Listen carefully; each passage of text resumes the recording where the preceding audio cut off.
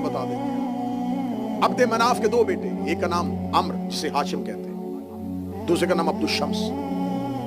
कहा जाता है कि अब्दुल शम्स का जो बेटा था वो उमैया था। उमैया अब्दुल शम्स का बेटा नहीं था।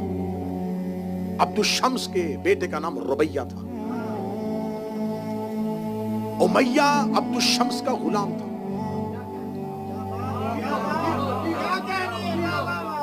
जब ये रसूल के दादा हैं जनाबे हाशिम और जनाबे अब्दुल शम्स, ये दोनों दादा ये शाम में रहते थे, क्योंकि शाम में उस दौर में बिजनेस तजारत सब कुछ शाम में था, शाम में मुकीम थे। जब अब्दुल शम्स के हाँ एक गुलाम रहता था जिसका नाम उमैया था। अब्दुल शम्स का इंतकाल हो गया, उमैया ने उसके सारे कारोबार को संभाल लिया। पता चला कि अब्दुल शम्स का हकीकी वतन तो मक्का है, और मक्का में इस कबीले को बड़ी इज्जत की निगाह से देखा जाता है। ये मक्का पहुंचता है, जब मक्का आता है तो जनाब अब्दुल मुतलब इससे सवाल करते ये कौन है? तो ये कहता है मैं अब्दुल शम्स का बेटा हूं, मैं आपका खानदान हूं। फरमाते इसे काबा के करीब लेके जाओ,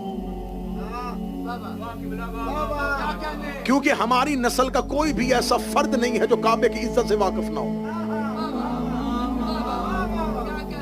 ये वहां पर जाके झूठी कसम देता है, लेकिन अब्दुल मुतलिब जो हैं वो इसकी कसम का इनकार करते हैं कि इसकी न हजर अस्वद ताज़ीम कर सकता है, न इसे काबे की इज्जत और अजमत का अंदाजा है, और बनी हाशिम मुश्तरका तौर पर इसको मक्का से निकाल देते हैं। ये हिस्ट्री में अहले सुन्नत किताबों से साबित करने के लिए इसको निकाला जाता है मक्का से।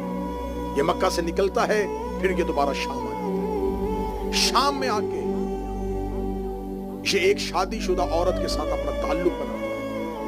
वहां से इसके यहां एक बेटा पैदा होता है जिसका नाम है ज़कवान।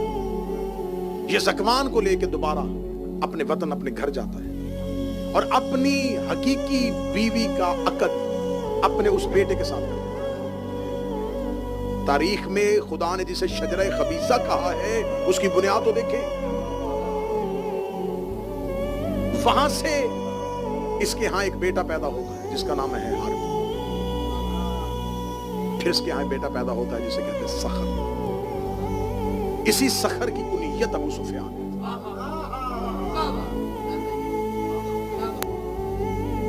अबू सुफियान के यहां फिर 3 बेटे आते हैं। एक हंसला जिसे बदर में अली ने मारा, एक मुआविया और एक यजीद। एक तो यजीद मुआविया का बेटा था, एक यजीद मुआविया का भाई भी था, यजीद बिन अबू सुफियान। उधर से हरब के हाँ एक और बेटा है अबू सुफियान के अलावा जिसका नाम है आस। आस के फिर 2 बेटे हैं, एक का नाम है